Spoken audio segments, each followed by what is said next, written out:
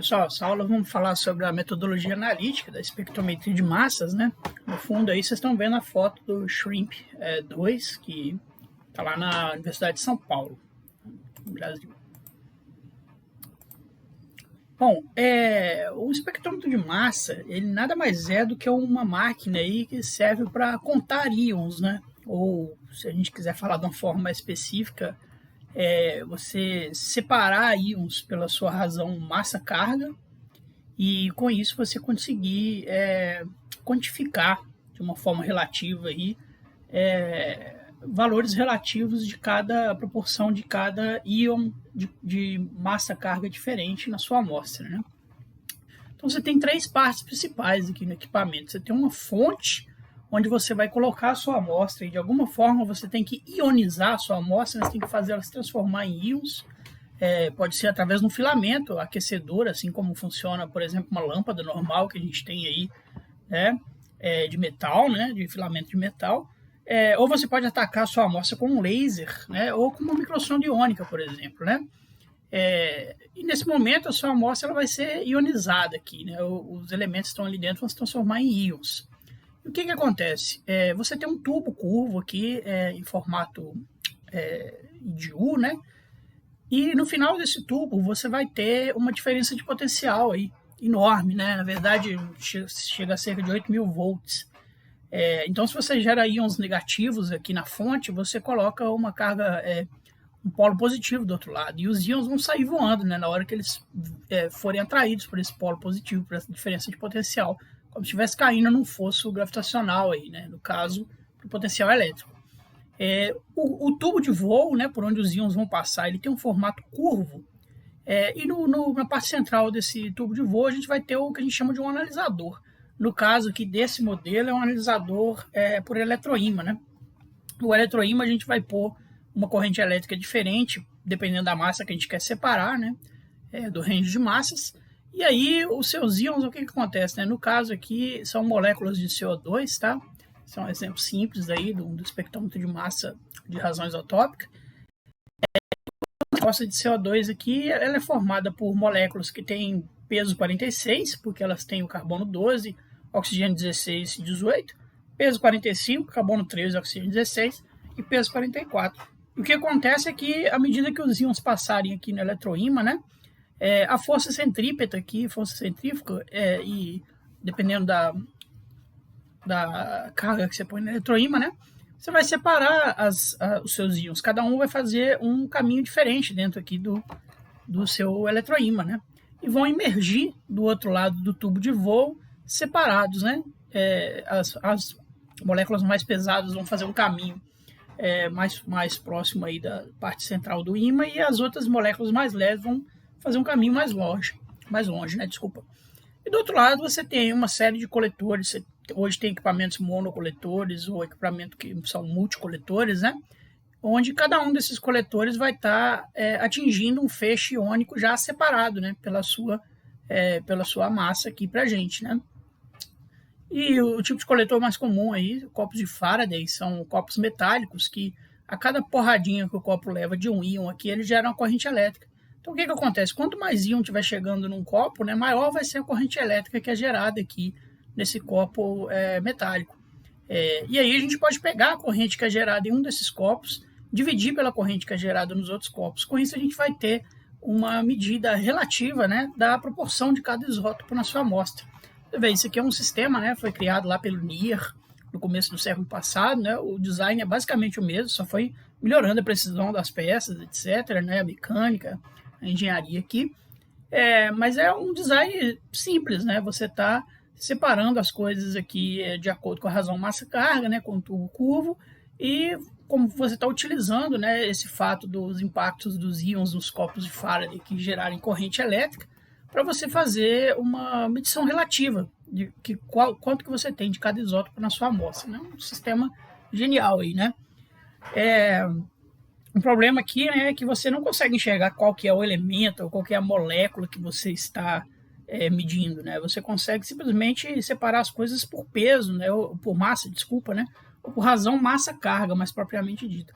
Então, a gente tem um problema na espectrometria de massas, já de cara, que é o problema das interferências isobáricas, né? Interferências de elementos e moléculas que têm a mesma razão massa-carga da molécula do elemento que você está querendo analisar, né? Então, normalmente, para esses equipamentos do tipo filamento ionizador, aí a gente tem que separar em laboratório antes os elementos de interesse para evitar essas interferências isobáricas o máximo possível. Em cima é um esquema, né, que eu desenhei aqui, e embaixo é uma foto que eu tirei de um espectrômetro do tipo TIMS, VG Sector. Estava lá no Geotop, lá no Canadá, né? A fonte está aqui, ó, então a gente coloca nossas amostras aqui desse lado, né? Tem uma diferença de potencial para o lado onde estão os coletores, que é esse lado de cá, né? E aqui no meio a gente tem um analisador, que é um eletroímã, o tubo de volta passando aqui no meio, né? Eu não fiquei aqui para ficar de escala, mas esse equipamento é relativamente pequeno, não é tão grande não. É um sistema de alta voltagem, então tem que ser aterrado todo certinho, e ele é um sistema que também ele é de alto vácuo, né? Porque você precisa que o tubo de voo, a fonte, tudo esteja num vácuo muito bom. Então você tem, porque senão, né, esses íons vão colidir com outras partículas no meio do caminho e não vai chegar lá nos coletores um sinal elétrico que corresponde, né, à sua verdadeiramente às razões isotópicas na amostra. Então você precisa manter um vácuo muito bom. Você tem uma série de bombas de vácuo aqui que vão fazer com que isso aconteça. E você tem também para a fonte, né, uma bomba de vácuo criogênico. Você coloca o nitrogênio líquido aqui em cima, ele ajuda a aumentar mais ainda o vácuo aqui na fonte. Tá? Então, o espectrômetro de massa é um instrumento para contar íons aí, de uma forma bem grosseira, né? Tem 3 partes: a fonte, o analisador e os coletores, como a gente viu, né? Fonte, o analisador e os coletores. A amostra introduzida na fonte, onde os íons são gerados. Existe a diferença de potencial de 8 a 10 mil volts. Os íons atravessam rapidamente o tubo de voo em direção aos coletores, tá bom? O que vai diferenciar um método de outro, espectrômetro de outro, né? É o tipo de analisador, se ele é monocoletor ou multicoletor, né? Se ele é monocoletor, a gente tem que ficar mudando rapidamente aqui a corrente aqui no ímã para deixar passar a cada hora uma espécie atômica diferente, né? Com um peso, uma massa diferente aqui, né? Se ele é multicoletor, você pode coletar vários íons ao mesmo tempo. Tem equipamentos hoje em dia tem 8 coletores ou até mais, né? Ao mesmo tempo. E principalmente o tipo de fonte, né? O tipo de fonte é que vai dar para a gente as diversas opções que a gente tem hoje em dia no ramo da espectrometria de massa. Analisador também, né? A gente tem os eletroímãs, mas tem também os analisadores do tipo quadrupolo, como a gente vai ver aqui. Tubo de voo, eu já expliquei isso tudo, vou passar um pouco mais rápido, né? A gente já falou disso tudo aqui. Tá aí o texto para quem quiser ler, né? E cada tipo de espectrômetro diferencia principalmente pela natureza da fonte, o modo como os íons são gerados aí na amostra, né, que você está introduzindo. De acordo com a natureza da fonte, a gente tem espectrometria do tipo TIMS, que é Thermal Ionization Mass Spectrometer, onde a amostra é depositada em um filamento semelhante ao filamento de uma lâmpada mesmo, né? E você aquece esse filamento até que a amostra seja evaporada e ionizada. Isso é que a gente chama de fonte termal. Normalmente usa filamento de rênio ou tungstênio. A platina também é usada. Você tem, depois, veio uma vantagem muito grande aí, que são as análises in situ, né? Análises que você realiza diretamente na amostra, sem precisar separar ela em laboratório. No primeiro caso, aí, é a espectrometria do tipo SIMS, ou Secondary Ion Mass Spectrometry, onde a amostra é atacada por um feixe iônico, né? Uma microsonda, onde você faz um canhão de íons, normalmente de oxigênio, né? Que arranca outros íons secundários, né, da superfície da sua amostra. O tipo mais famoso aí é o SHRIMP, é o Sensitive High Resolution Ion Microprobe, que foi criado lá na Austrália, né? Existem outros modelos, mas o principal, esse aí, é o modelo da Cameca também, né? Cameca. E o terceiro tipo, né, que se tornou se espalhou muito aí dos anos 90 para cá e também fez uma revolução na quantidade de dados que você consegue coletar, né? Está ficando cada vez mais bem controlado, que são os equipamentos do tipo Induced Coupled Plasma Mass Spectrometry, né? Onde a amostra é ionizada por uma chama de altíssima temperatura, que é o plasma, né? Normalmente é abastecido por argônio, esse plasma. E quando você acopla esse tipo de espectrômetro a um sistema do tipo Laser Ablation, ablação a laser, né? Os íons são gerados por um ataque a laser na amostra, né, dando origem ao LA e CPMS. São os 3 tipos principais que a gente vai estar falando aqui, né? Tem outros tipos de espectrômetros, aí, tempo de voo, etc., né, tandem, que são usados para outras coisas, mas para os nossos desígnios aqui, esses 3 vão ser suficientes. Cada sistema desses vai ter suas vantagens e suas desvantagens. Não existe isso de só um que é o bom e pode esquecer do resto, não, tá bom? Vamos falar um pouquinho de cada um deles. De acordo com o tipo de analisador, a gente tem os espectrômetros com setor magnético, eletroímã ou sector field. Então, se você vê um SF na frente lá, tem gente que gosta de colocar essas siglas na frente, né? Você sabe que é um espectrômetro com setor magnético. Espectrômetro com quadrupolo. No caso do quadrupolo, são 4 barras de metal paralelas, onde você aplica uma corrente elétrica, tá? Então, você tem essas 4 barras aí, né? Você coloca polaridades diferentes. E quando você coloca uma corrente elétrica específica, ele só deixa passar íons com relação a massa-carga específica, né? Então, com isso, lá, você coloca na fonte, coloca a eletricidade que você quer nas barras, elas vão desviar todos os outros íons e deixar passar só o que você quer para o seu detector, né? Em geral, os analisadores do tipo quadrupolo têm um poder de resolução menor do que os do tipo setor magnético. Vamos ver o que é isso, né? Isso quer dizer que o setor magnético consegue separar melhor essas coisas aí. E aqui está a moça aqui segurando uma barrinha de quadrupolo aqui para a gente, né? As 4 barrinhas aí. O que quer dizer resolução em espectrometria de massa? É a medida da habilidade em distinguir picos, né? Aquele sinal que está gerando os íons atingindo lá o seu coletor, adjacentes referente a massas distintas. Né? O espectrômetro só consegue ver a massa-carga da partícula, né? Mais especificamente, não qual elemento é. Então, você pode fazer uma razão aqui da massa por esse ΔM, onde a massa é a massa do segundo pico que você quer separar, e ΔM é a distância entre os 2 picos, né? E isso aí vai dar para a gente uma medida de resolução, né? Então, aqui, por exemplo, você quer uma amostra aqui numa resolução de 1000 M por ΔM, você não consegue separar esses vários picos aqui de elementos que podem ser coisas diferentes, né? Então, olha lá, 1.06 a 1.064, essa razão massa-carga, para um espectrômetro funcionando nessa resolução, seria apenas um elemento, né? Se você colocar o espectrômetro funcionando a 5.000 Rs, né, você consegue separar 1, 2, 3, 4, até quase 5 picos diferentes aqui de massa, né, que na verdade fazem parte desse grande pico. Então, vocês já sabem aí, né, que dependendo do que a gente está querendo analisar, você vai precisar de resoluções bem maiores. O problema maior de resolução a gente encontra aí quando a gente trabalha, por exemplo, com os espectrômetros do tipo in situ, né, como microsonda iônica e laser ablation. Por quê? No espectrômetro do tipo TIMS, a gente faz a purificação da amostra em sala limpa, né? Então, com isso, a gente já elimina um monte de interferência isobárica. Mas quando você ataca a sua amostra com um feixe de íons ou com um laser, você vai arrancar tudo que tiver na amostra, né? Então, você precisa de um espectrômetro com uma resolução muito boa para você separar os picos das coisas isobáricas que estão indo junto e medir só o que você quer. Você consegue isso, por exemplo, no caso do Shrimp, né? Fizeram um tubo de voo enorme, um tubo de voo com raio de 1 metro, né? Por isso que o Shrimp é um equipamento bem maior do que os equipamentos TIMS, né? Para você conseguir atingir uma resolução dessa aí. Você tem um tubo de voo maior para conseguir separar mais as coisas. Por isso que ele é um high resolution, né? Tem uma resolução alta. Os coletores, aqui está uma fotinha de um copo de Faraday, tá bom? Ele funciona dessa forma, né? Os íons vêm, atingem no fundo aqui onde gera uma corrente elétrica, tá tudo aqui aterrado, né? E tem algumas placas aqui para suprimir o barulho de fundo e tal, né? Vai ter uma conexão elétrica que vai para o circuito amplificador. Isso aí, o copo de Faraday, ele é muito bom para correntes de 10 a menos 10 a 10 a menos 13 amperes, tá? Isso significa que a gente pode transmutar aí cerca de 100 mil counts digitais, né?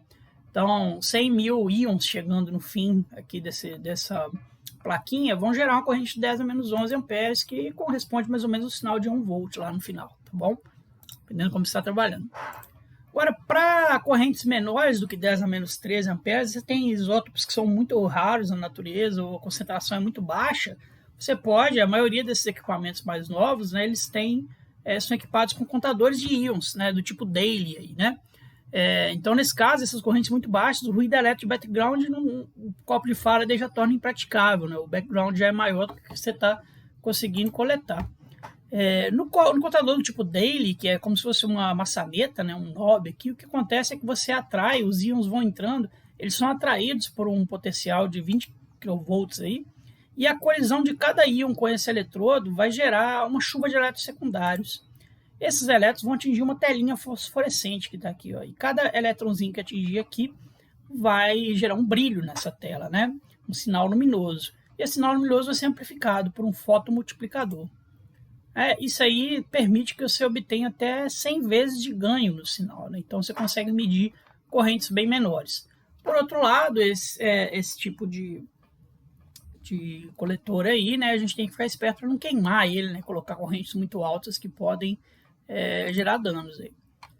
Multiplicador de elétrons, como é que ele funciona, né? Você tem o elétron chegando, ele tem uma série de espelhos aqui, né, que vão gerar chuvas de elétrons secundários. Então, você atingiu aqui a telinha lá, o fóton, né, ele vai gerar um fotoelétron que vai atingir esse espelhinho, vai gerar 3 aqui, né, secundários. Esses 3 vão gerar cada um mais 3, cada um mais 3, e com isso você consegue amplificar o sinal lá no final, né? Então, é assim que funciona o multiplicador de elétrons aí, para a gente poder trabalhar com sinais muito mais baixos do que os copos de Faraday conseguiriam analisar. É muito importante para sistemas do tipo ósmio, né, Renio-ósmio, sistemas do tipo desequilíbrio da série de urânio, onde você está medindo coisas que tem muito pouca concentração na natureza, tá bom? Então tá aqui um espectro de massa típico de estrôncio aí pra gente, ó, né?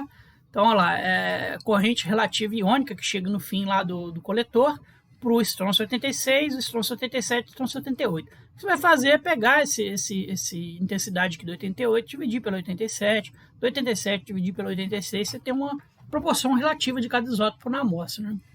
Então, os espectrômetros podem vir com o sistema de um só coletor, o single collector, somente os mais antigos, né? Ou com vários coletores, os multicollectors. O sistema single coletor, a corrente elétrica no eletroímã ou no quadrupolo vai ser variada rapidamente, né? Você escaneia a porção do espectro de massa que você quer. E no multicoletor, vários isótopos podem ser medidos simultaneamente. Não coloquei aqui, mas essa figura é do livro do Deakin, que eu vou mostrar no final da próxima aula e algumas bibliografias, tá bom? Tem uns problemas aí com dead time, né? O tempo entre uma análise e outra, pode ter um efeito memória nos coletores, né? Variação de ganho dos coletores. Hoje em dia eles são em grande escala aí resolvidos com a troca dinâmica de qual coletor recebe qual isótopo. Então, em vez de você deixar o tempo todo, vamos dizer que você está trabalhando com 3 coletores, né? Um para 86, um para 87, um para 88, o tempo todo desse jeito, você pode programar a máquina para ela ficar trocando qual detector vai receber qual isótopo. E com isso, se tiver algum problema de que algum coletor está com mais ganho que o outro, ou algum coletor está com algum outro problema de eletrostática, ali, alguma coisa assim, né? Está com algum efeito memória maior, teoricamente, com o modo dinâmico, isso aí vai ser anulado, né? Você consegue anular essas coisas. Esses espectrômetros do tipo Plus aí normalmente vem com esse tipo de coisa aí para poder atenuar. Então, falando um pouco do TIMS agora, né, por ionização térmica, tá a foto do VG Sector de novo aí lá na Universidade do Quebec a Montreal, tirei essa foto lá, né? A vantagem do TIMS é que é o sistema mais preciso, ele chega a 0,1% de precisão. Colocando aí para vocês como exemplo, né, a umidade que pode chegar a 500, mais ou menos 0,5 milhões de anos, né?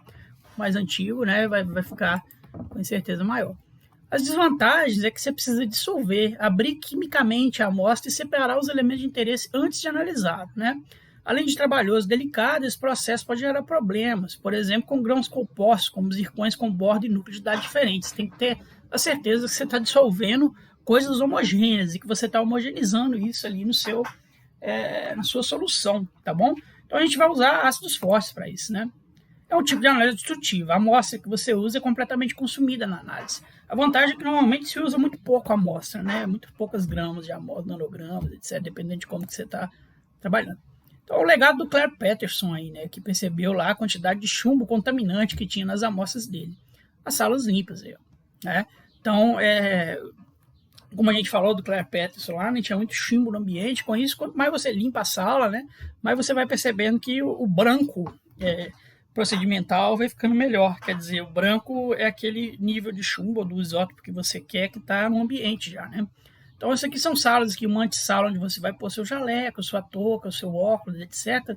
Ele tem um ambiente de pressão positiva, né, soprando o vento para fora. Normalmente os cantos da sala são arredondados para não juntar poeira, etc. Né? Tem adesivo no chão para você pisar e tudo mais. É o interior de um dos laboratórios de sala limpa aí lá no Geotop, né? Tem as bancadas aqui, capelas exaustoras, etc. Né? Para trabalhar com os ácidos. Normalmente são os estudantes aí que limpam isso aí, né? Então as amostras são atacadas normalmente com ácido fluorídrico, que é capaz de derreter silicatos, né? A maioria dos minerais se dissolve no ácido fluorídrico concentrado quente à pressão atmosférica, mas alguns são mais resistentes, né? O zircão a gente viu que ele é um resistato, ele tem que ser dissolvido sob pressão, né? Então você pode colocar essas amostras em bombas de teflon, em jaquetas de metal, para dissolver completamente a amostra. Temperatura de cerca de 220 graus Celsius por alguns dias aí, né? Então tá aqui as suas bombinhas de teflon. O cara que descobriu o teflon, ele deve ter ficado milionário, né? Porque é um material muito inerte, né? Ele não reage com quase nada, então é usado para 1 milhão de coisas dentro de laboratório, que, por exemplo, está uma amostra de rocha com ácido fluorídrico e ácido nítrico aqui dentro. A amostra de rocha que já foi dissolvida, já está em solução, né? E o teflon não reage com essa mistura de ácidos fortes aí, né? Também é usado aí na sua frigideira para fritar ovo e não grudar. Então, desde a cozinha até o laboratório, o cara que inventou o teflon deve ter ficado milionário.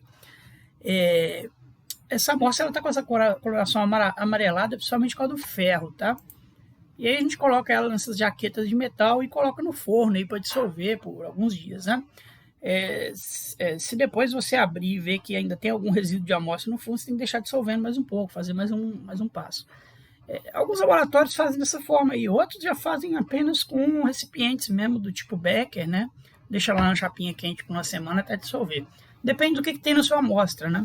Dissolver silicato é mais difícil. Dissolver carbonato, você dissolve até com ácido acético, que é vinagre, né? Então não tem muita dificuldade. Tudo depende do que tem na sua amostra, né?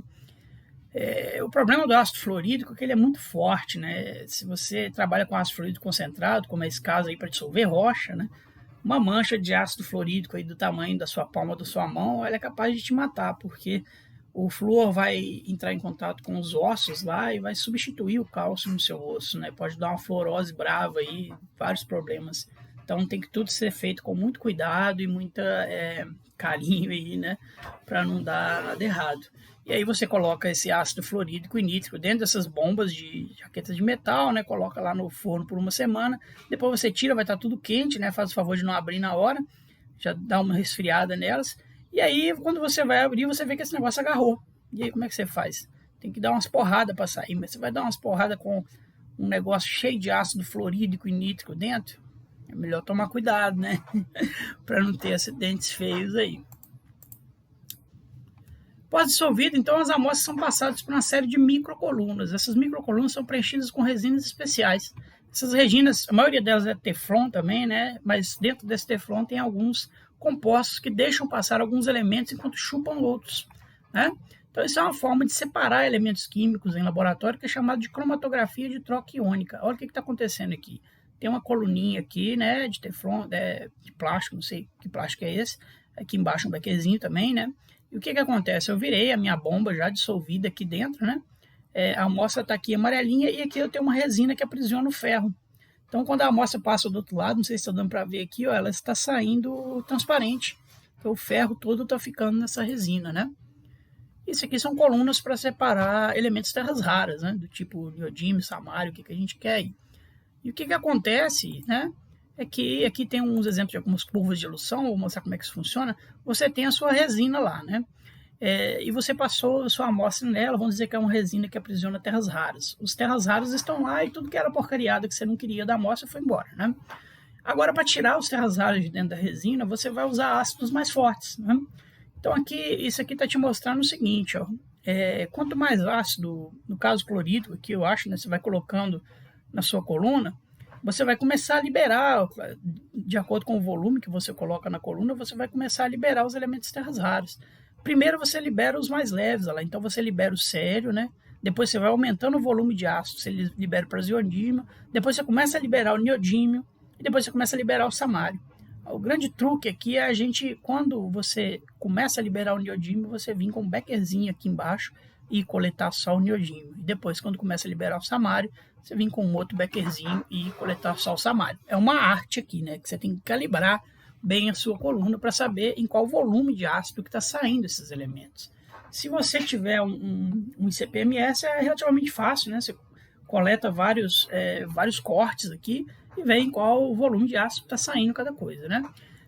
Se você não tiver, você pode usar uma série de indicadores aí, igual fazia em kit de química quando era criança, né? Fenolftaleína, fica roxinho, você sabe onde está saindo o elemento que você quer, tá bom? E as colunas, elas vão perdendo a validade, né? Você vai calibrando, uma hora você tem que fazer novas colunas com nova resina, etc. Né? Que são curvas de elução para outros elementos. Preparando os filamentos, então, que agora no laboratório você vê que você tem que trabalhar de tudo, né? De faxineiro, de soldador, de gambiarrista, tudo que você quiser, né? Tá aqui cortando aqui os filamentos de rênio e a gente prepara nessas pecinhas, né? Essas pecinhas com 2 polos aí, que vem lá da Termo, no caso aqui, né? Aqui cada uma delas tem um filamentozinho de rênio que foi cuidadosamente cortado aqui da bobina por mim, ou se você tiver sorte, você consegue pagar algum estagiário, algum bolsista para aprender isso aí e fazer. Olha aí como é que funciona, né? Tá aqui um filamentozinho, ó, e aqui em cima dele, ó, né? Se eu fiz tudo certo lá, minha cromatografia de troca iônica, no final eu vou ter uma gotinha de solução onde está o meu neodímio. Eu vou e puxo essa gotinha aqui com uma seringa, né? E pingo ela aqui em cima do meu filamento, tá bom? E aí o que acontece, né? Você foi para o campo, moeu a rocha, fez petrografia, fez química, fez tudo, escolheu qual rocha você queria analisar por isótopos, né? Porque não vamos sair analisando qualquer coisa, as análises são caras, tem que saber o que você está fazendo, né? E aí passou uma semana lá dissolvendo a amostra, separando por cromatografia, e aí na hora que você vai pegar a sua gotinha e colocar aqui no filamento, a gotinha pesa, cai para o outro lado do filamento e cai no chão. Pronto, você perdeu o trabalho todo, pode começar de novo. Então, isso aqui é uma coisa que tem que ser feita cuidadosamente, né? Não pode colocar muito volume de gota aqui em cima do filamento, não, tem que ser aos poucos. Aí você vai aquecer o filamento devagarzinho, né? O que vai acontecer é que a solução de ácido vai evaporar e a sua amostra vai ficar aqui grudada no filamento. Aí você dá aquele vacilo, né? E aquece o filamento rápido demais, o que acontece? Ele queima, você perde a amostra de novo. Então você vê que a coisa aqui tem que ser feita com cuidado, não pode ser estabanada, não. E eu espero que apreciem também, né, a quantidade de trabalho que dá isso aqui, né? Quando você vê um dado isotópico lá no final, no artigo, você tem que ter em mente aqui a quantidade de pessoas envolvidas, a quantidade de trabalho de campo, de preparação de amostra, de laboratório, de precisão, né, que é envolvida nisso aí. E vocês apreciarem também tudo que pode dar certo ou errado dentro de um laboratório, né? E aí no final, cada um desses filamentos a gente vai colocar eles junto com com um outro filamento, ou com mais 2 filamentos, vou mostrar esses arranjos, nessa torrezinha, esse turret aqui, né, que a gente vai enfiar dentro da fonte. Aqui os filamentos, eles nada mais são do que filamentos de lâmpada, né?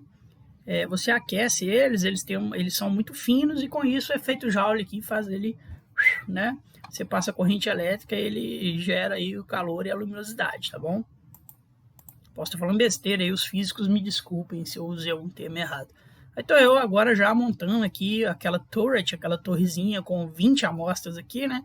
Dentro da fonte do espectrômetro, né? No caso aqui é o Triton Plus, não é o VG Sector não, já é o espectrômetro mais novo, tá bom? Aqui você vai olhar nessa janelinha e vai te indicar a temperatura que está o filamento. No caso aqui a temperatura de base, ele começa em 650, mas vai até 1000 se deixar, dependendo do filamento que você usa, né? Tá lá o filamento aquecendo lá dentro, a gente pode ver aqui ele brilhando, né?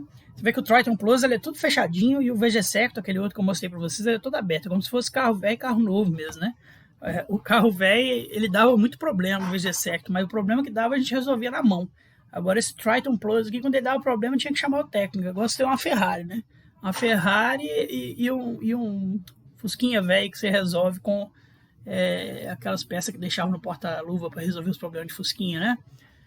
Para limpar o platinado lá e etc. O problema é que eu mexia muito na mão lá no VG Sector e tomava muito choque. O VG Sector ele perdia muito contato aqui dos filamentos, né? E apagava de uma vez. Aí tinha que ir lá com a mão rodando até ele pegar o contato de novo. E aqui um tubo de voo que a gente desmontou, aí tem um camarada lá, o Bassan, não queria jogar fora, né? A peça muito cara, falou, vamos fazer uma obra de arte aí, vamos colocar isso aí na parede, né? Uma obra de arte aí de $100 mil, um tubo de voo pra gente. Isso é de um espectrômetro mais antigo que desmontava, um espectrômetro que era apelidado carinhosamente de Victoria, era também um VG, né? Uma vez eu quebrei um tubo de vácuo lá, que deve custar, sei lá, $10 mil.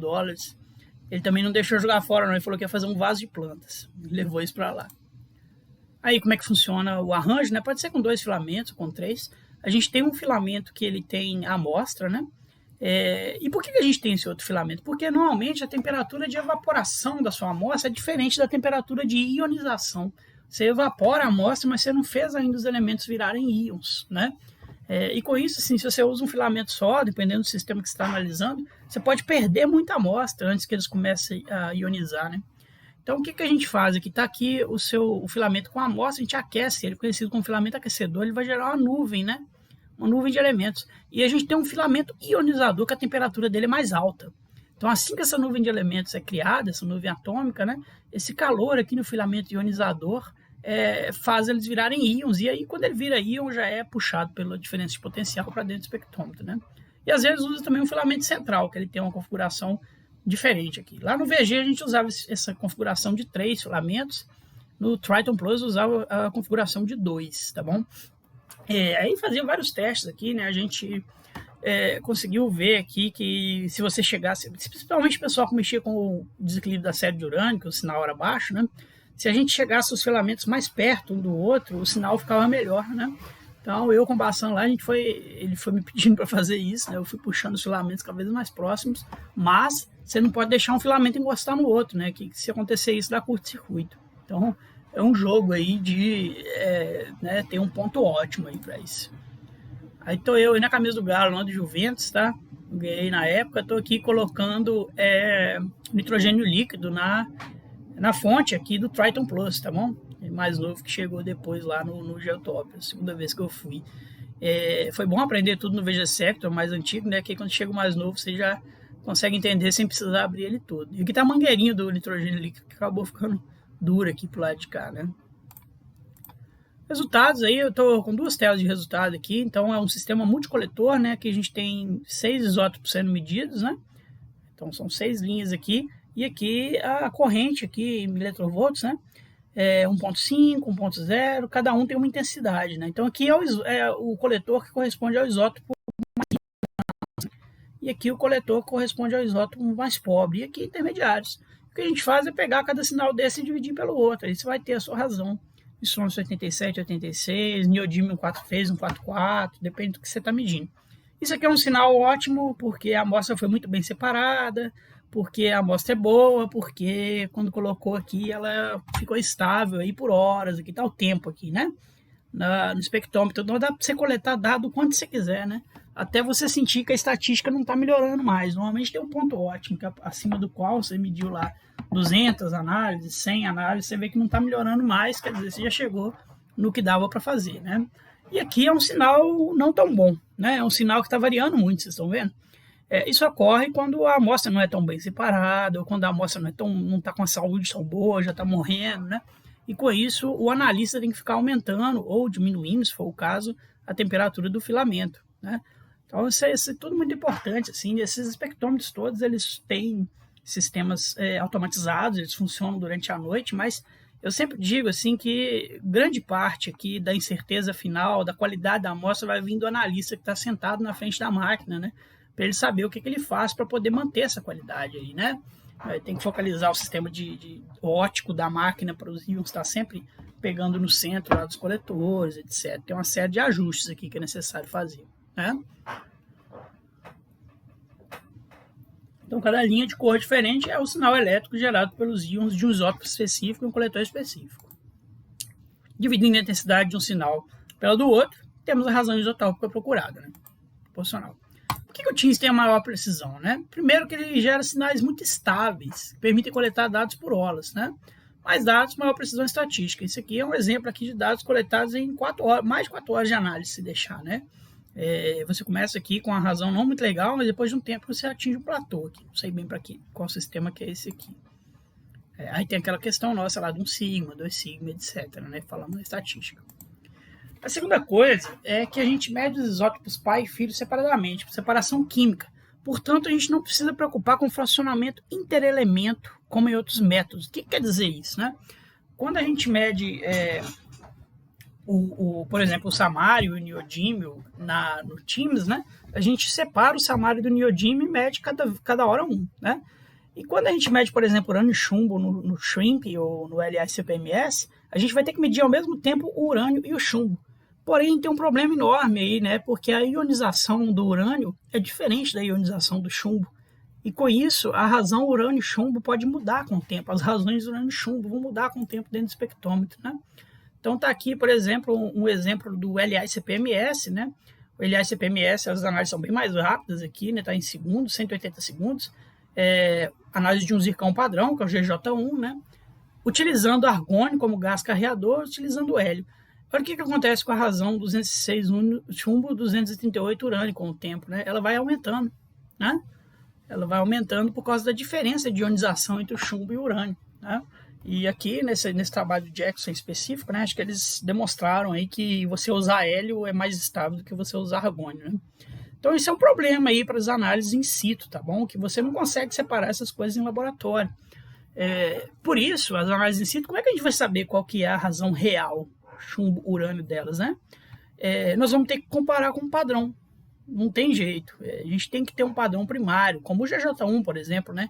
E a gente vai comparar a nossa análise com a análise do padrão. A gente sabe o valor real do padrão, com isso a gente vai calcular o valor real da nossa análise. Então, você vê, LI-CPMS, SHRIMP, SIMS, eles são métodos completamente relativos.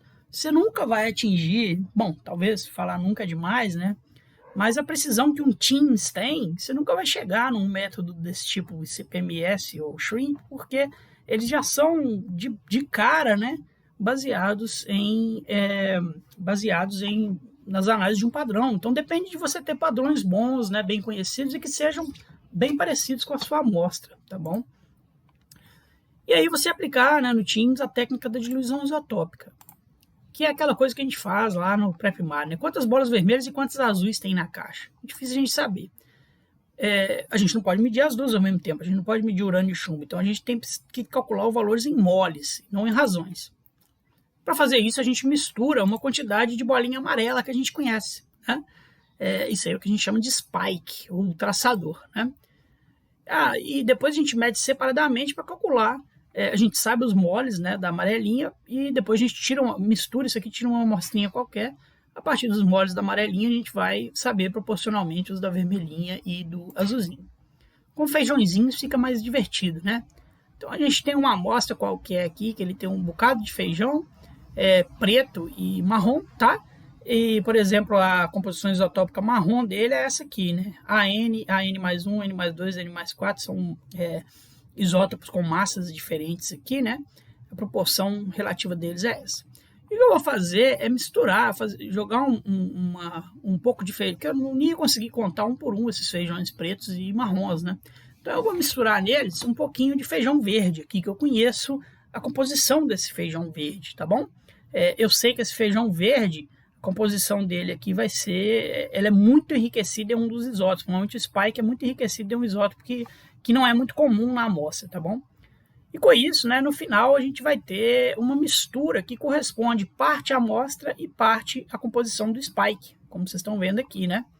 E quando a gente misturar isso aqui tudo e pegar um pedaço disso aqui, a gente pode fazer razões de feijãozinho verde claro pelo marrom, que é da espécie dele, e do verde escuro pelo preto, que é da espécie dele, e com isso a gente vai chegar à razão entre os feijõezinhos marrons e pretos na amostra original. Parece mágica, mas é o melhor método que tem para concentração, para fazer concentração das coisas, tá bom? Então, é isso aí, é dessa forma que funciona a amostra, spike, né? Então, você adiciona spike na amostra, você tem uma solução com a quantidade conhecida e enriquecida artificialmente de determinado isótopo, normalmente o mais raro. Então, tá aqui um outro exemplo do Dicking aqui, né? Por exemplo, para o neodímio, para o estrôncio, desculpa, né? Natural, você tem esse tanto de 85 e esse tanto de 87, o spike é enriquecido nesse, aí 50% mistura vai dar uma composição conhecida aí. é o método mais preciso de determinação de concentração de elementos químicos de uma amostra. E aí tem uma série de cálculos aqui que a gente vai fazer, que eu não vou detalhar isso aqui para vocês podem olhar lá no livro do Dick, em qualquer outro, né? Para você chegar, rearranjar as equações aí por moles, né? Para chegar no final com a concentração do elemento na solução em questão. E aí essa concentração você vai transformar em razão isotópica, tá bom? Usando lá a sua equação do decaimento, né? 87, 86, 87, 86. Aqui a gente tem um problema, né? Rubídio 87, estronço 86, porque cada um desses vai ser medido separadamente no espectrômetro, né? Mas a gente pode usar essa relação aqui, ó, essa razão 87, 86 é a razão rubídio estronço vezes, né? Aí a porcentagem absoluta do rubídio 87 pelo peso, porcentagem absoluta do estronço 86 pelo peso na amostra, né? Esse aqui a gente mede no espectrômetro, esse aqui, né? As concentrações de rubídio e estronço calculadas por diluição isotópica, esses dois aqui. O resto são os pesos atômicos e as abundâncias de cada isótopo do material em questão, né, calculado pelas razões isotópicas medidas. Então é assim que a gente usa a diluição isotópica para chegar em razões pai e filho muito precisas aí no espectrômetro de massa do tipo TIMS, tá bom? Agora, o problema, né, isso aí foi a vantagem do TIMS, né, a grande precisão, mas o problema é a baixa resolução espacial. O que quer dizer isso, né? Por exemplo, a gente pode ter uns cristais de zircão que tem sobreaquecimento. Quando a rocha atinge determinada temperatura, a borda mais nova do que o núcleo pode se formar, que no caso um núcleo de 1,0 bilhões de anos, né, e uma borda de 459 milhões de anos. Os primeiros tempos das análises de chumbo não era nem monocristal, eram vários cristalzinhos, né, agregados de cristais de zircão que você tinha razões para acreditar que eles eram cogenéticos.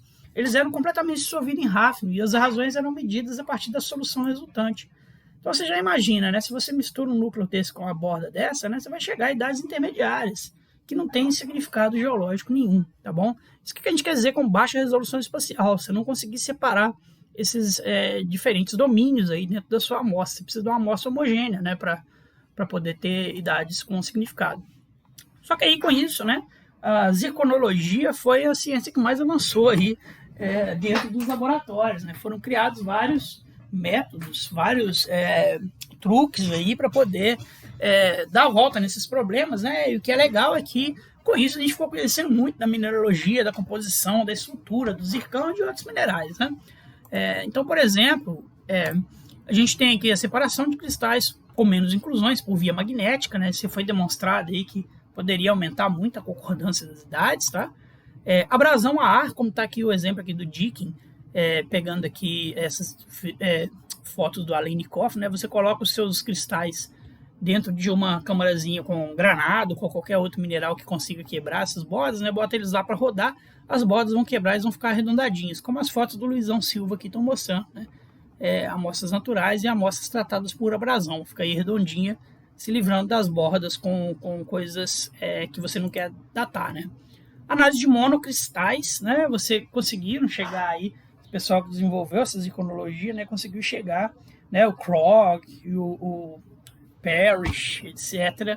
A análise de monocristal, um cristal separado em microcápsulas, né?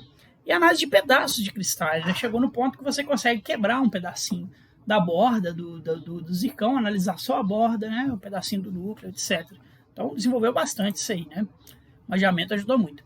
Pouco tempo agora, em 2005, né? A técnica da chemical abrasion foi aperfeiçoada aí pelo Mattinson, lá de Santa Bárbara, né? Que é um tratamento químico dos cristais, né? Você usa um vapor de ácido fluorídrico que elimina as áreas com perda de chumbo, aquelas microcapilaridades que a gente falou lá na outra aula, né? E você também vai fazer um annealing nesses grãos, né, para evitar essa perda de chumbo aí. Então tá os zircões tratados e não tratados, né? Interessante aqui, né? Ele está mostrando como que muda aí as idades, né? Então são idades aqui, os vermelhinhos são idades do mesmo tufo, né? Que foram obtidas com os zircões tratados a ar, está em vermelhinho, então dá desde 249 até 244 milhões de anos, né? E os azulzinhos são os que sofreram chemical abrasion aqui, né? Esses aqui é o que aconteceu com eles, né? Ficaram bem mais homogêneas as idades. Então você se livrou de áreas aí com perda de chumbo que estava dando coisas mais novas, 2.4, 2.45. Só aumentando a precisão aí, né? Isso aqui é do mesmo trabalho do Cheyne, né? mostrando aqui em azulzinho os zircões tratados pela abrasão AR, que já eram bem concordantes, né? E os zircões em vermelhinho são resultados chemical abraded. Melhorou muito aí o resultado dele, né? Olha a precisão que se chegou nisso aqui, né? Fazendo um weighted mean. Então agora vocês já sabem a diferença entre idade concórdia, idade 76, né? Isso aqui é uma média da idade 76 de 3 grãos, né? Deu 3226, mais ou menos 0,7 milhões de anos, né? Menos de 1 milhão de anos de incerteza aí para coisas arqueanas. Né? Desculpa, estou vendo direito isso aqui. Né? Então você vê como é que ele consegue chegar a resultados muito bons. Ele está usando a razão 76, provavelmente porque o grão é arqueano, né? Como a gente viu, para grãos mais velhos, você pode usar os dois sistemas, porque você tem bastante filho dos dois, né? Mas para coisas que passam aí de 1 bilhão de anos, etc., normalmente o pessoal só usa idade 6,8 ou idade concórdia, né? Um outro método interessante foi desenvolvido pelo Kober em 87, que é o método de evaporação de zircão, também chamado carinhosamente de churrasquinho de zircão, né? O Kober ele notou que o chumbo discordante está em locais na estrutura do zircão que são menos estáveis. Então, são locais que se você aquecer um pouquinho ele já perde aquele chumbo discordante, né?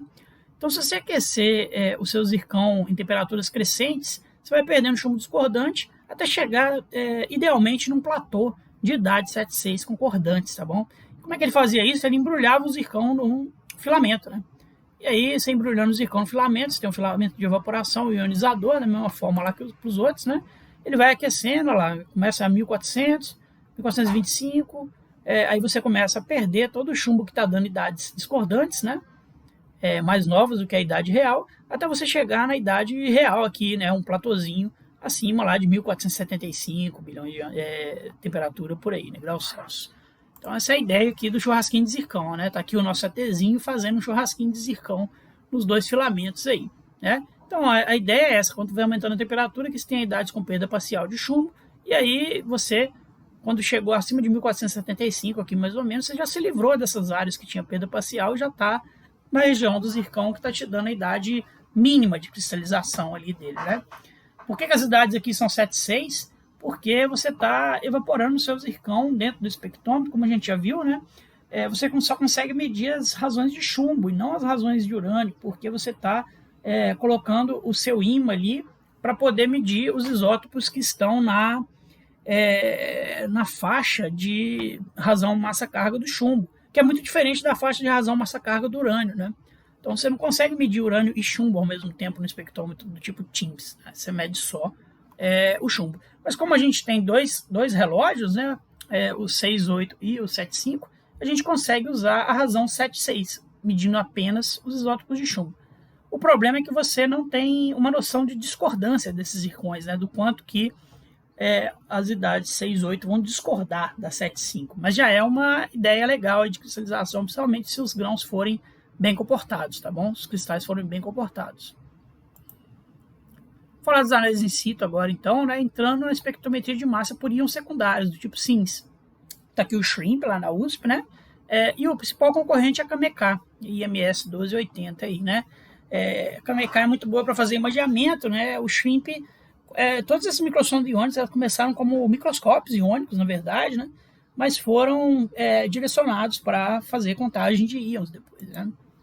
Então, como é que funciona a microsonda iônica? O feixe de íons está chegando aqui, normalmente ele é de oxigênio, mas se você estiver querendo medir isótopos de oxigênio, como é o caso que a CAMECA faz bem, né? É melhor você usar um feixe que não seja de oxigênio, né? Para não misturar no meio. Então você usa césio, né?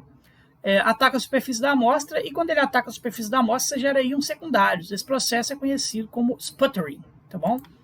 Problemas aí é que ninguém compreende direito como é que funciona isso aí, né? O fracionamento interelementar é constante. Os íons de elementos diferentes vão reagir de forma diferente ao ataque na superfície da amostra. Você não sabe quanto de urânio, quanto de chumbo, quanto de dos outros porcarias vão estar sendo retirados ali ao mesmo tempo da sua amostra. Nem os físicos entendem esse processo direito.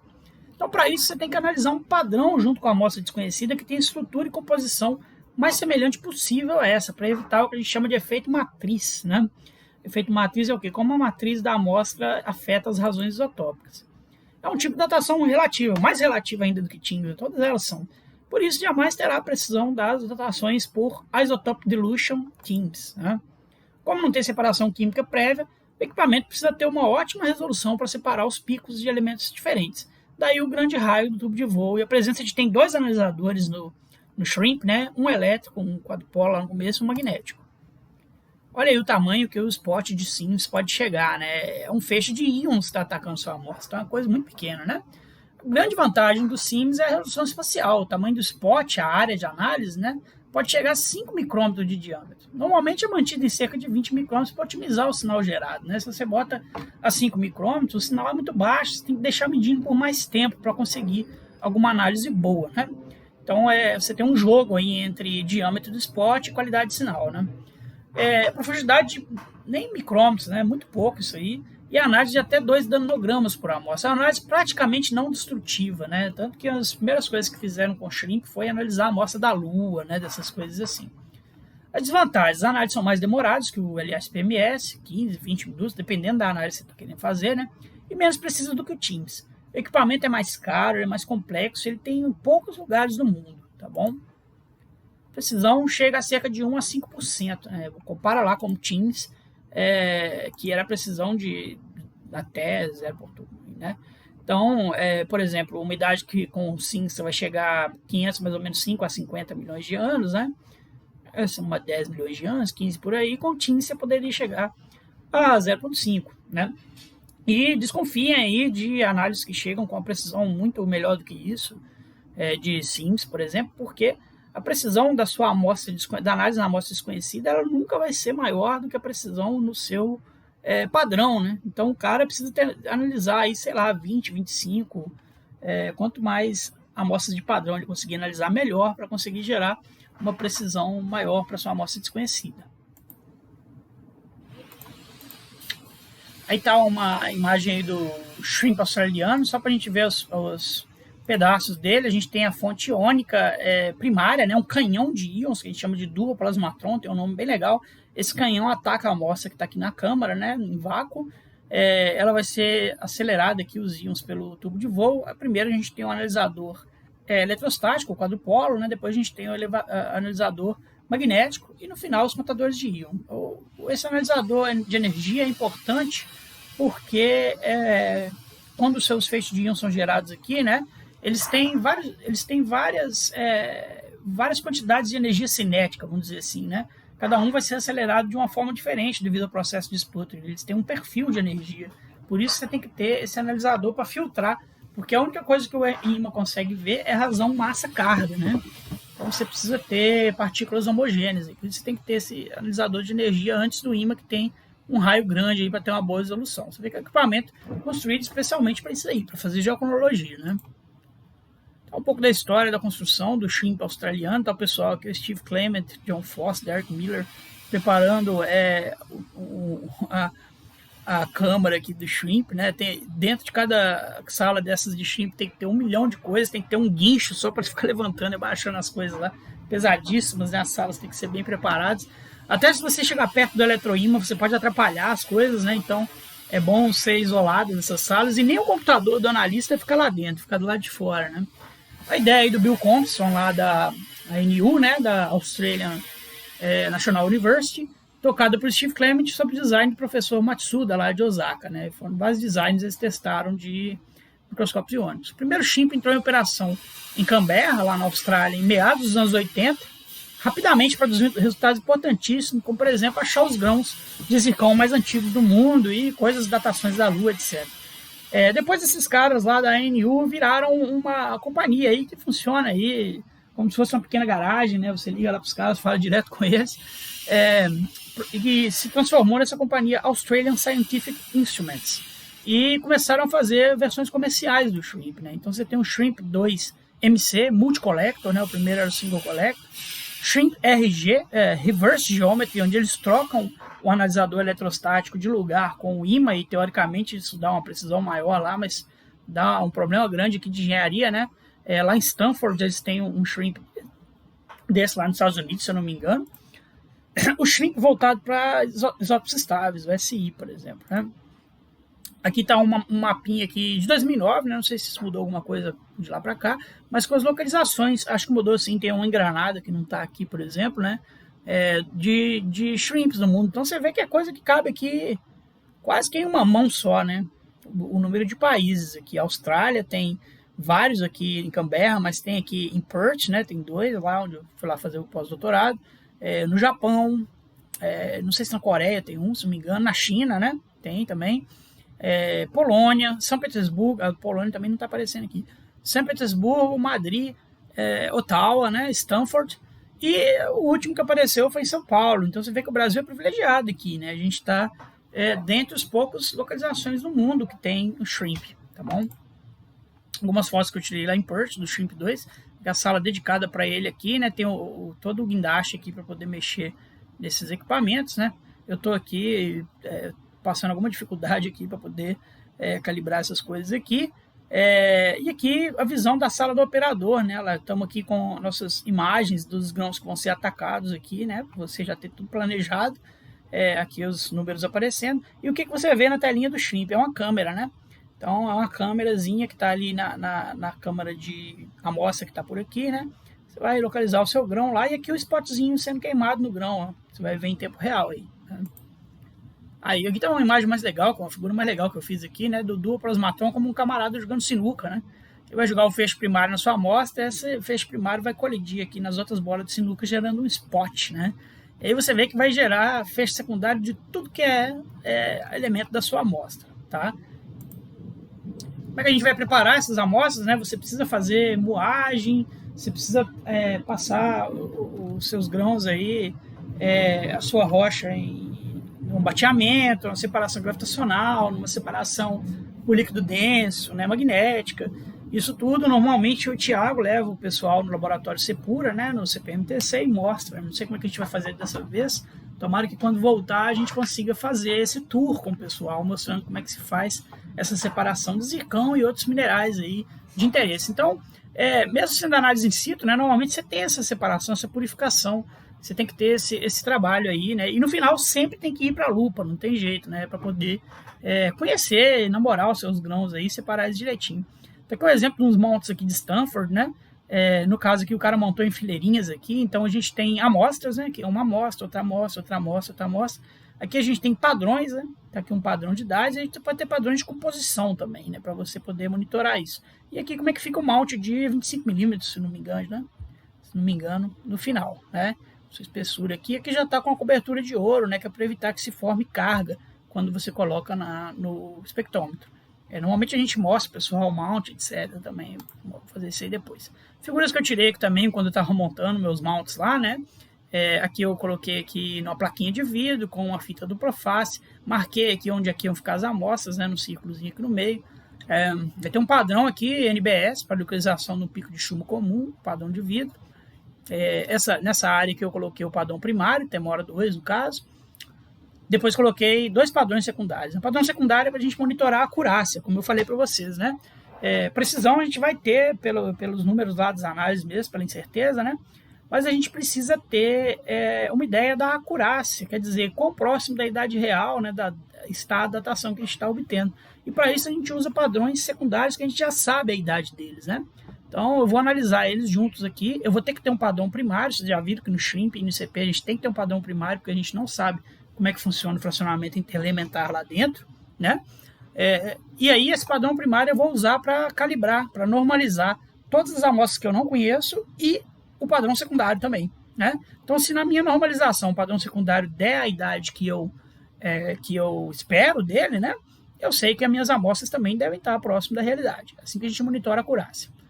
Então aqui eu fiz uns cortes com estilete, né, na fita dupla face, onde eu vou colocando, no meu caso aqui eu coloco mais ou menos aleatório, não tem gente que gosta de colocar tudo enfileiradinho, né, tem paciência para fazer isso aí, mas ficar pegando grãozinho por grãozinho com a agulha, colocando na fitinha, trabalho meio trabalhoso aí, mas é legal, né. E aqui mais de perto para a gente ver, OGC, Granite Curtain, alguma coisa assim, não sei muito bem, da Curtin University.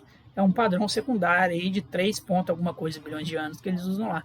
E aqui amostras desconhecidas, né? Zircões meus aqui de amostras que eu coloquei. Eu gosto de montar, fazer mount assimétrico, heterogêneo, né? Fazer mapinhas mesmo, né? Então eu sei que eu tenho 3 amostras na horizontal, na vertical, desculpa, uma na horizontal aqui, né? E até uma amostrinha menor aqui, né? porque, e aqui eu coloquei o vidro, né? Até tive que dar uma volta aqui com essa fileirinha de zircão de um lado e do outro, que tinha muito zircão, para assim eu conseguir me localizar melhor lá na hora que eu vou ver os mapas, né? As imagens, depois aqui a gente tem que fazer imagem com luminescência, etc, para poder se localizar, né? Eu gosto de fazer assimétrico, eu acho que é mais fácil de localizar depois. Tem gente que faz tudo assimétricozinho. E aqui eu pus quantas amostras eu pude colocar, deve ter umas 9 amostras aí, né? 1, 2, 3, 4, 5, 6, 7, 8, provavelmente 9. Tem gente que gosta de pôr menos também, mas eu quis aproveitar a superfície do mount e os padrões, né? Padrão é uma coisa que tá ficando, principalmente padrão primário, né? Padrão primário bom tá ficando muito raro, às vezes esse sistema hora mesmo, e eu acho que eu tive que fazer isso. Pegar mounts antigos e arrancar do mount com a agulhinha, né? Fui lá com a agulhinha, fui cortando de um lado, pegando do outro, até conseguir arrancar os padrões que já foram usados antes e montar novos mounts, tá bom? Vai ficando raro, né? Quem tem, não passa. Preparações alternativas, tem essas preparações legais aí quando você quer analisar coisas que estão na superfície do zircão, né? Por exemplo, ou do seu outro mineral, você quer saber se tem alguma diferença, por exemplo, dos isótopos, das razões isotópicas da superfície para o centro, né? Fazer um depth profiling ali no perfil de profundidade. Você pode usar, por exemplo, placa de índio, que é um metal mole, né? E aí você pega os seus grãos, vai com uma placa de vidro e aperta os seus grãos nessa placa de índio, e aí você vai conseguir analisar eles diretamente na superfície, né? Isso é para quem está fazendo coisa específica para a superfície, porque vocês estão vendo que o shrimp, o spot dele é muito raso, né? Ele não vai muito fundo, então se você está querendo idade, etc., né, o melhor que você faz é polir o seu grão até ele chegar na metade, mais ou menos, né, um pouco antes da metade, né, para você poder ver o que tem dentro ali, o que você está analisando, né. Outra preparação alternativa é você fazer a datação de coisa que está direto na lâmina delgada, né, mas você precisa fazer um mount de qualquer jeito. Então aqui eu estou mostrando para vocês, ó, são duas brocas vazadas aqui de dentista, né, que eu vou com a microfuradeira. Eu já marquei aqui na lâmina, ela está até com a cobertura de carbono, que ela veio do MEV, né, os locais onde eu identifiquei minerais para datação, né. E aí eu vou aqui com a furadeira, furo cada um desses locais, a broquinha é vazada, então ela fica com um microtestemunho aqui, né. Você vem com a agulhinha aqui, consegue tirar o microtestemunho aqui dentro. Depois cada um desses microtestemunhos, olha lá, eu coloquei na fita dupla face, igual eu fiz com os grãos, olha só, né. E aí depois eu coloco um molde aqui e encho de resina epóxi, né? Cada um dessas é uma amostra, encho de resina epóxi, aí eu tiro lá, o que eu vou ter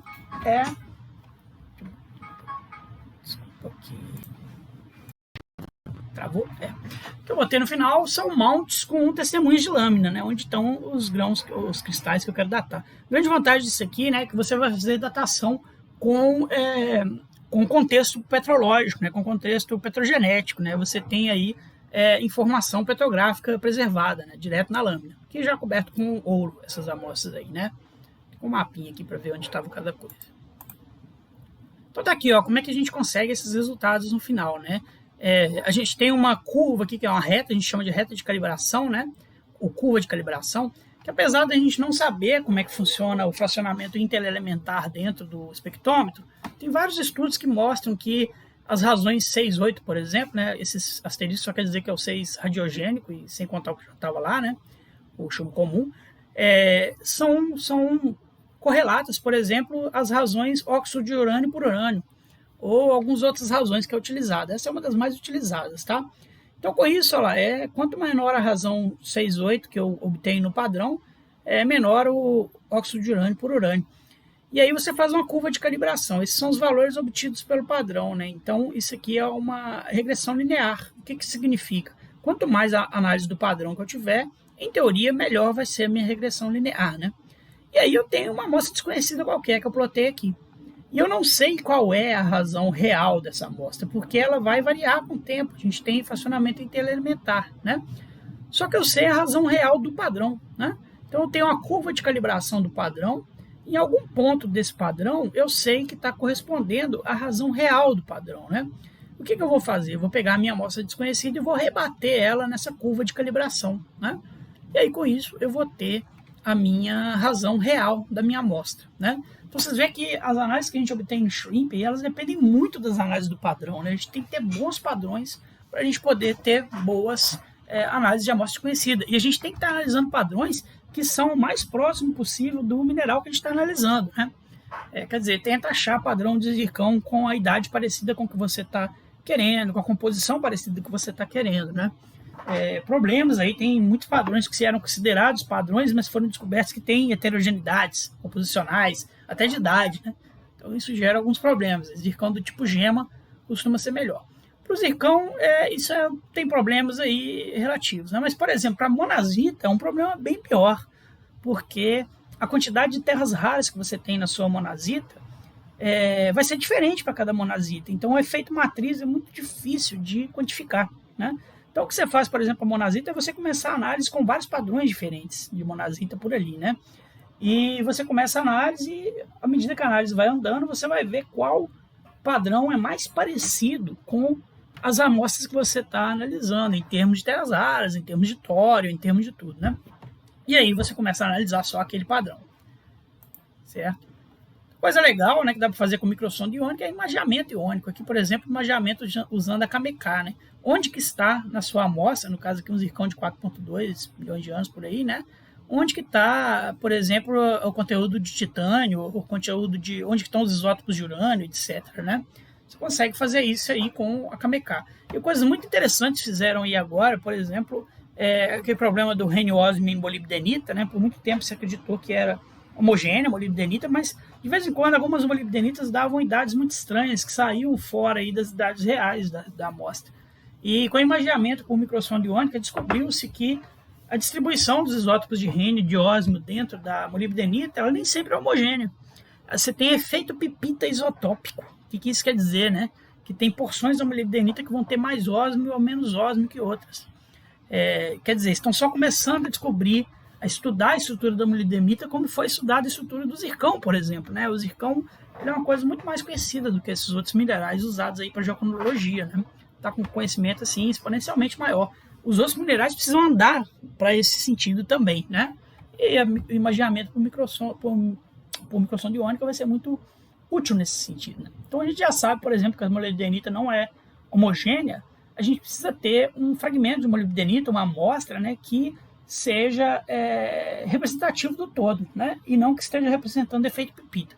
No zircão também você pode ter efeito pipita, né, heterogeneidades aí dentro de distribuição de isótopos dentro que pode gerar discordância reversa, coisas esquisitíssimas aí nas análises, né. O último sistema que a gente vai falar, o Laser Ablation CPMS, esse aqui é o lá de Brasília, se eu não me engano, né, acho que é isso mesmo, né.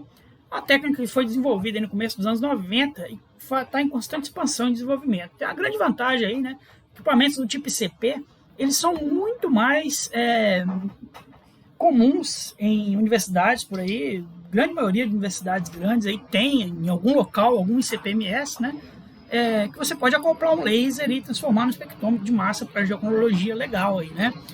O sistema laser é esse aqui, tá bom? O laser vai atingir sua amostra aqui, vai entrar lá no espectrômetro, tá todo fechadinho aqui, como o caso da Ferrari lá, né? Olha aí o nosso ETzinho, né? Ele atinge a amostra com um laser, tá bom? E aí você tem um gás carreador de amostra, seja argônio ou hélio, né? A amostra vai entrar em aerossol, vai sair lá na chama do ICP. Essa chama é um gás aqui de argônio, né? Que vai queimar a sua amostra, ionizar ela, e aí ela vai para o tubo de voo, tá bom? Então, não deixa de ser um espectrômetro do tipo ionização termal, né? Porque também está sendo ionizado aqui pela amostra. Ao contrário da microsonda iônica, né? Que já gera íons secundários só no chute lá das bolinhas de sinuca, né? No caso aqui a gente está evaporando a amostra, fazendo ela virar um aerossol com laser, né? E aqui dentro você vai ter o gás da tocha que vai levar embora. O laser vai destruir a superfície da sua amostra muito mais rápido do que uma microsonda iônica, né? Que são íons, né? Olha aí, então tá aqui a Ana Alckmin, espero que ela me desculpe por usar a foto dela aqui, né? Na época ela estava lá na UFOP aqui, né? Tá o Netune aqui atrás. Aqui a gente tem o sistema laser, que traz o controle dos gases, argônio, né? O carreador e tanto o carreador como o da tocha, né? E aqui a câmera onde fica a amostra. E aqui aberta, a mão do Cristiano Ana aqui, né? Mostrando pra gente, tubo de voo, setor magnético aqui dentro, né? Por dentro, quando a gente levanta aquelas tampinhas. No caso do Element aqui, né? De novo aqui um mountzinho mostrando o tamanho para vocês, né, 2,5. Tem gente que usa mounts menores. Você vê mounts pequenininhos que vem lá da UNB, porque eles tinham lá mounts com padrão, né? E aí não precisava ficar montando padrão de novo nos outros mounts. Você fazia só um buraquinho aqui e enfiava nesse buraquinho as amostras que você queria analisar, né? Então é um jeito de fazer mount aí, né? Aqui, como a gente vê a superfície da amostra na câmera lá do laser, né? Você normalmente escolhe vários pontos aí, manda ele atirar, ele já vai automaticamente atirando. O Shrink também tem essa opção, né, de você clicar lá nos pontos que você quer e deixar ele fazendo. O problema que eu acho assim, que você tem que estar com o seu mount ali, o seu motorzinho com sistema de coordenadas, né, muito bem calibrado. Porque senão você pode ir dormir e voltar e descobrir que teve uma calibração fora do eixo ali, você está atirando em resina em vez de estar atirando no sua amostra. Claro, né, a maioria dos locais hoje é muito bem calibrado. Lá em Canberra, eles deixam fazendo isso aí a noite inteira, analisando um monte de grão, né? Aqui está a tocha, né, o plasma aqui verdinho, né? E aqui o laser atingindo a amostra, né? Então eu já mostrei, o nosso ETzinho lá mostrou muito melhor como é que isso funciona, não vou nem discutir aqui mais não, mas tem uma animaçãozinha aqui, né? Se ela vai tocar, não está tocando. Mas tudo bem, o TTzinho mostrou bem melhor isso aqui.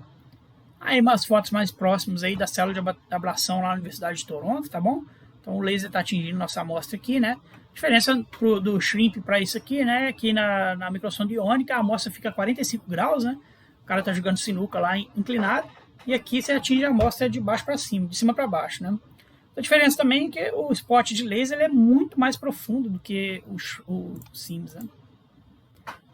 Então, a sua amostra ela vai para dentro do aerossol aí, o aerossol vai para a chama de argônio, pode atingir até cerca de 10 mil graus Celsius e ioniza na hora isso aí, né? Aqui outro exemplo da tocha. E aqui um exemplo aí de um spot feito com laser ablation, tá bom? As vantagens do sistema, então, que essas análises in situ, né? A mesma vantagem lá do Shrimp. Os spots normalmente de 25 a 30 micrômetros, você pode diminuir um pouco, aumentar um pouco se quiser, né? Para a Hafni usa de 40 por aí. Não precisa de preparação química demorada, apenas separação e montagem dos grãos. Cada análise leva menos de 1 minuto, né? E a análise é semi-destrutível. O mesmo mineral pode ser analisado diversas vezes desde que ele sobreviva, né? Você não fure buracos muito fundos nele aí. Existem técnicas mais novas agora, acho que com o tempo vai ser o caminho aí e melhorando cada vez mais os lasers, né? Para você controlar os lasers, para eles não destruírem a amostra rapidamente com isso. Por exemplo, fazer análise de pulsos, né? Pulsos rápidos ali de laser e coisas do tipo, assim, e melhorando cada vez mais a precisão dos lasers, né? A desvantagem é a menor precisão em relação ao TIMS e o maior tamanho e profundidade do spot em relação ao SIMS, tá bom? Assim como a análise por microsonda iônica, é uma técnica que exige análise de padrões, uma datação relativa, né? Existe um funcionamento interelementar importante, como eu mostrei lá no trabalho do Jackson, né? Por isso não vai atingir a mesma precisão do TIMS, mas atinge já precisões semelhantes ao Shrimp, na casa de 1 a 8%. Né? Bom, uma coisa interessante que a gente pode fazer no ICP, no SIMS também, mas é menos importante porque é muito difícil você atingir coisas diferentes, porque o spot é muito pouco profundo, né? Você fazer uma análise time resolved. O que quer dizer, né? Vamos dizer aqui é uma análise muito rápida, né? Aqui está dando 60 segundos, aqui 1 minuto, né? Mas que você vê que a razão 7,5, por exemplo, né?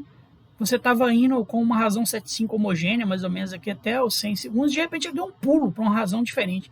O que quer dizer? O seu laser atravessou a zona que você estava analisando e chegou em alguma outra zona do cristal que tem isótopo totalmente diferente. Esse é o ponto em que o laser penetrou um domínio com perda de chumbo, ou um domínio com chumbo completamente diferente, né?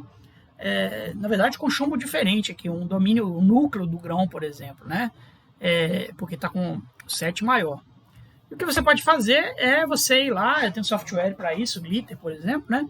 E você escolher, não, eu quero que a minha análise leve em consideração só isso aqui, ou só essa parte de cá, né?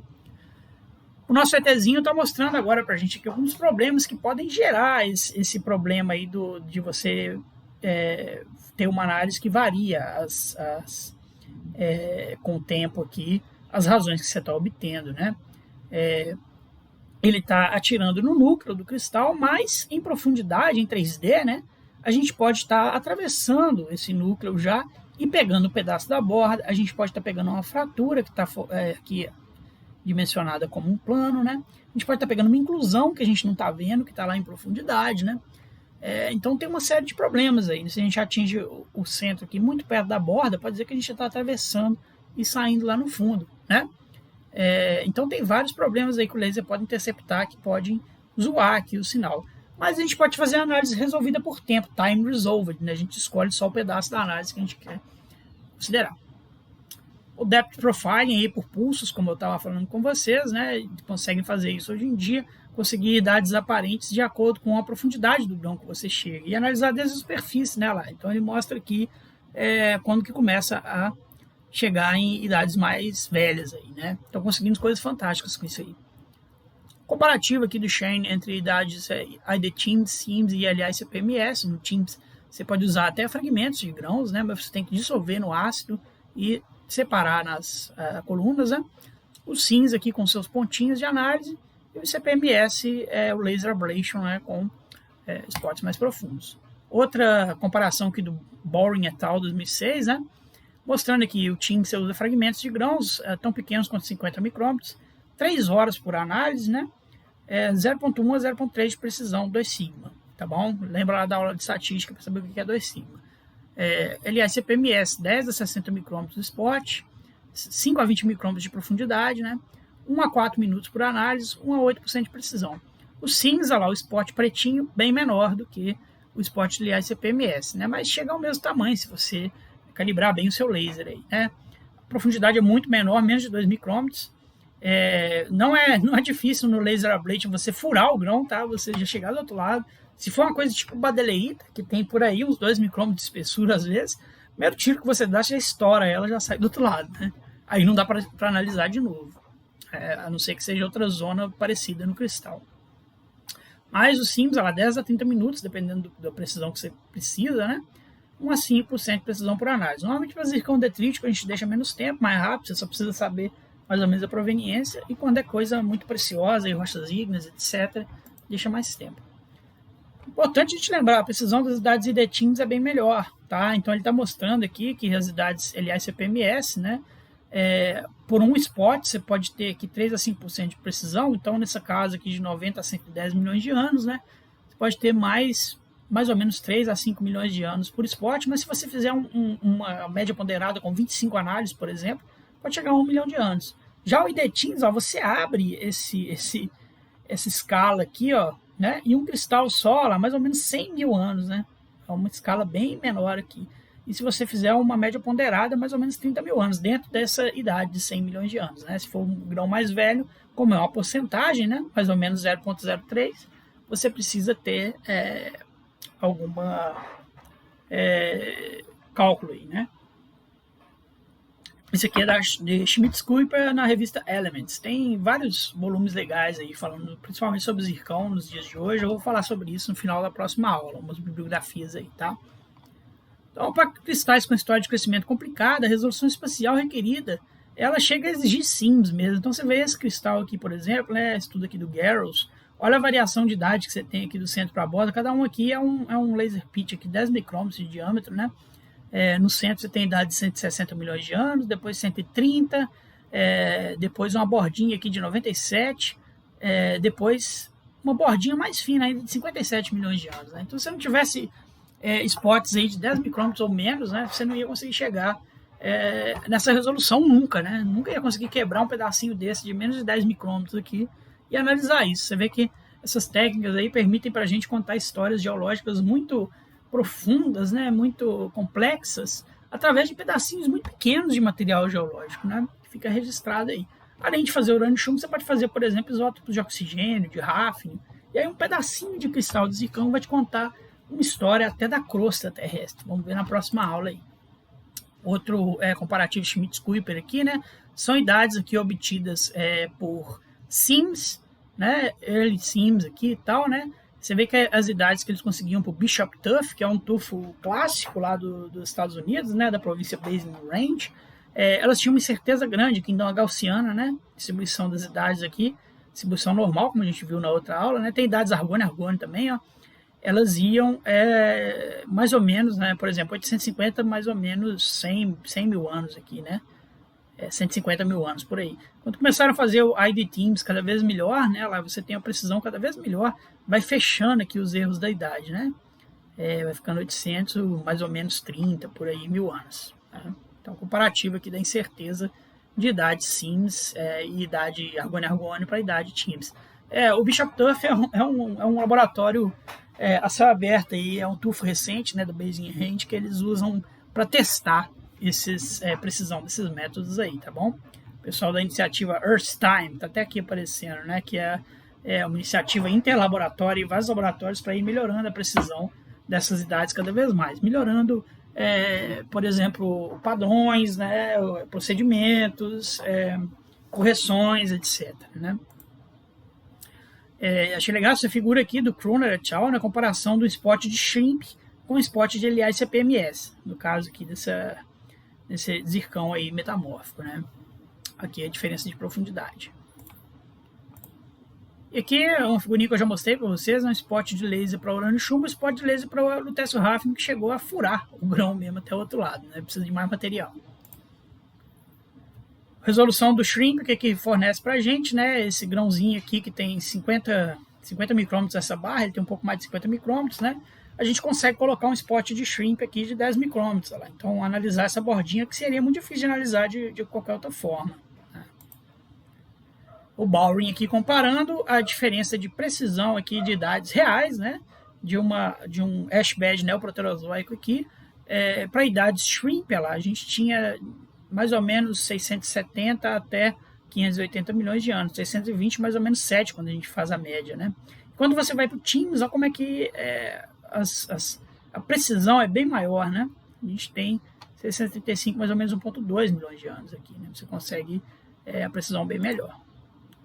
Isso aqui é a mesma coisa, mostrando essa diferença de idades aqui do Shrimp para o TIMS. E eu coloquei isso também, é o que acontece na Concórdia, né?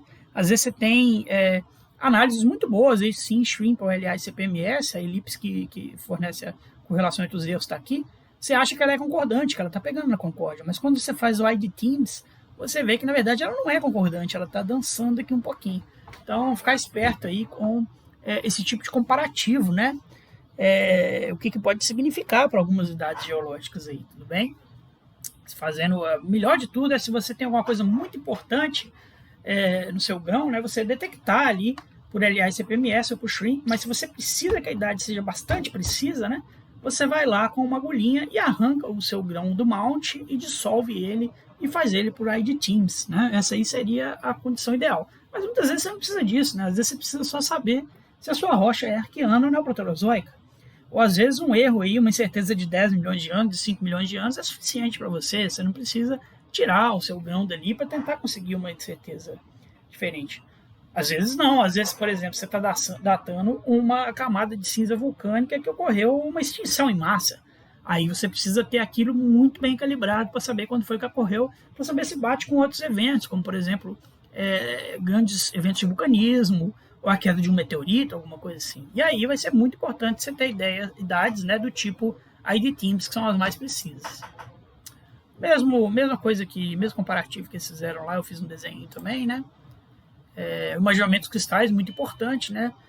O máximo de técnicas analíticas que você conseguir, catodoluminescência, backscatter, microscópio óptico, já te mostra muita coisa legal, tá? O Thiago deve falar sobre isso aí. E a grande vantagem das análises in situ, né, é a capacidade de realizar grande quantidade de análise em tempo menor, né, dá uma grande importância estatística aí para suas análises. Muito bom para zircão detrítico, crescimento crustal, né?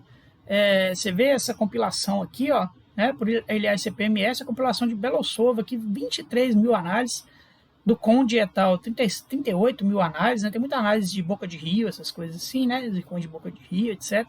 E o Voice et al., 2011, né, o camarada que trabalhou especificamente com compilação de dados de zircão do mundo todo, né, mais de 100 mil análises de zircão aí. Isso aí só foi possível, né, primeiro com o advento do Shrimp e depois com o advento do LI-CPMS, que aí cada laboratório consegue fazer 100 análises aí no espaço de 2 horas, né, tranquilamente. Esse artigo aqui é muito legal, né, International Journal of Mass Spectrometry, uma mineração de grãos de zircão radianos, né? Quando você pega aqueles grãos mais antigos da Terra, né? Eles automatizaram o Shrimp lá na ANU para você ir atirando grão por grão, né?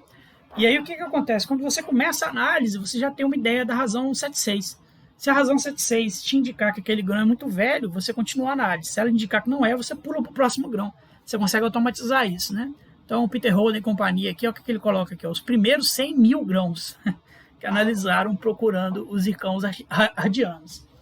Uma vez eu estive lá, o pessoal falou até que existia um plano, e eu não sei até hoje se estavam falando disso brincando ou sério, né? Acho que brincando, mas aquela brincadeira com fundo de sério, que os caras queriam fazer colocar um britador lá direto no afloramento lá em Jack Hills e colocar uma correia transportadora para britar o conglomerado lá de Jack Hills direto o quartzito conglomerado direto no afloramento, já botar na esteira transportadora, já sair no final separando e já sair lá no afloramento já com os zirconzinhos para datação. Eu espero que seja brincadeira, mas acho que o pessoal do meio ambiente não gostou muito disso aí não, né?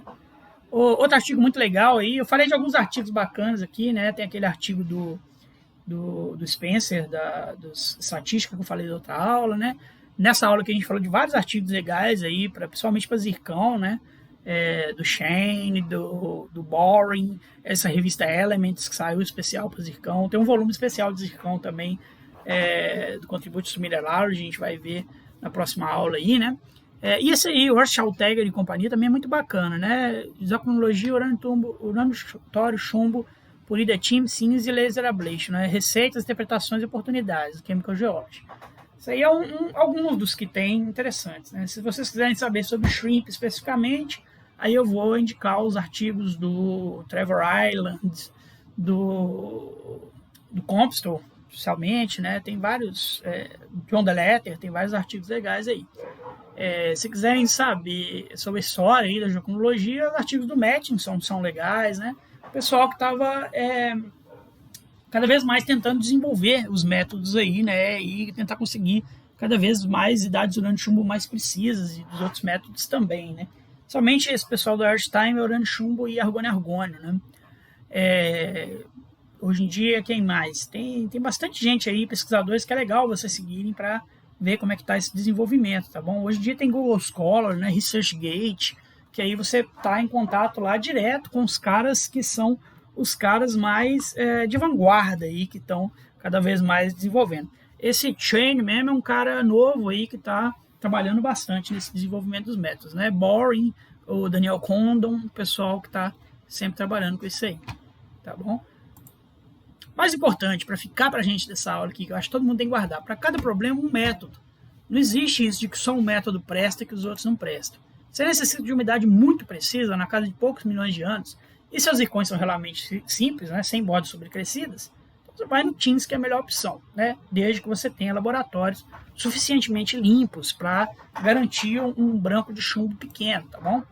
Agora, se precisa datar zircão detrítico para análise estatística de proveniência, então você tem que datar muitos zircões rapidamente, é uma só amostra, a precisão não é tão importante, né? A gente, quando fala de zircão detrítico, vocês vão ver que existem números mágicos aí, estatísticos, né? É melhor você ir para o LA-CPMS, que você vai conseguir fazer cada análise de um spot ali por 1 minuto, né? Então em 2 horas você faz 100 análises aí e vai embora com os seus dados estatísticos, tá bom? Você precisa datar diversos eventos em uma mesma rocha, passou por uma história complicada, cristalização, metamorfismo, zircões com complexos sobreaquecimentos, talvez o shrimp seja a melhor opção dentro do seu orçamento, né, dentro da sua capacidade de ter esses laboratórios em mão aí, né? Então não existe algo como só um método que é muito melhor que o outro, só ele que presta. Eu já vi gente virando para mim, falando que só aceita a idade se for shrimp. Isso é uma coisa, como fala assim, naive, né? Uma coisa muito ingênua, porque o shrimp nem é o mais preciso, não, o mais preciso é o TIMS, né? O shrimp tem a melhor resolução espacial, outra coisa, totalmente diferente, tá bom? Levem isso aí para casa para vocês não serem ludibriados, né, pelo palavreado chique, tá bom? Olha uma coisa muito legal aí, esse robozinho, né? Um daqueles robozinhos que está lá em Marte, esse aqui foi o último. Agora há pouco tempo saiu, né, a missão para o próximo, que é o Ingenuity. Não lembro muito bem como é que chama. Perseverance, né? O robô chama Perseverance, é o helicópterozinho que ele está levando que chama Ingenuity. Esse aqui era o Curiosity, né? É o Curiosity. E o que é legal aqui, né? Esse Curiosity, ele tem diversos equipamentos no espaço desse roverzinho aqui, né? E o pessoal, quem queria mandar equipamento científico para isso aí, teve que entrar na disputa grande, né? Competição enorme aí, cientistas do mundo todo. Um dos equipamentos que foi esse carinha aqui que chama SAM, Sample Analysis at Mars. E esse SAM ele é do tamanho de um micro-ondas, tá bom? E ele tem vários equipamentos embutidos nele aqui. Uma das coisas que ele tem é um espectrômetro de massa do tipo quadrupolo, tá bom? Pequenininho aqui, menor que o micro-ondas, ele tá aqui dentro, né? E aí o que esse espectrômetro de massa foi fazer lá em Marte? Esse robozinho, ele tem vários vídeos que mostram isso no YouTube, são fantásticos, né? O robozinho vai lá com o bracinho, você escolhe onde que ele quer furar, né? Ele vai lá e fura. No caso, o pessoal escolheu essas rochas argilosas que tinham greta de contração, né? Eles conseguiram ver que tinha greta de contração. Então, aquilo ali indicava que teve água na superfície de Marte, né? São depósitos lacustres antigos, né? Esse robô é cheio de câmera de resolução ultra moderna aí, que tira umas imagens de Marte que parece que você está lá no Arizona, né? Você está vendo tudo ali do jeito que deve ser, né? São imagens fantásticas. Quem não viu ainda, eu aconselho ir no YouTube aí da NASA, JPL, né? O Jet Propulsion Lab, e ver. E aí esse robôzinho vai lá, ele mesmo cava a rocha, ele mesmo quebra, ele joga no bracinho aqui, a rocha cai lá dentro no espectrômetro, ele mesmo calcula para você a umidade de potássio argônio. Então, a primeira idade de potássio argônio de pelitos na cratera Gale, né, foi publicada por Farley et al. 2014. Tem um brasileiro no meio dessa turma aqui, o Paulo Vasconcelos, trabalha lá na Austrália, né, na Science. Foi uma idade, a primeira idade feita fora da Terra, feita diretamente em Marte, né? E deu uma idade de 4,21, mais ou menos 0,35 bilhões de anos, interpretada como mistura de componente detrítico e altigênico, então uma idade mínima aí, né? Então, se teve água em Marte, pelo menos nesse local dessa cratera Gale, né? Teve água há mais de 4 bilhões de anos atrás. Isso aí pode ajudar, né? Naquelas coisas. Será que o que aconteceu com Marte poderia acontecer com a Terra, etc. Né? Quais são as condições que fizeram essa água aí sumir? Mas foi aí um pequeno passo para o espectrômetro de massa e um grande passo para a espectrometria de massa que o robozinho deu aí. Ou se você quiser falar, um pequeno passo para o rover, um grande passo aqui para a geocronologia. Primeira datação de rochas feita fora da Terra, tá bom? Beleza, próxima aula então vamos falar dos materiais geológicos mais antigos da Terra.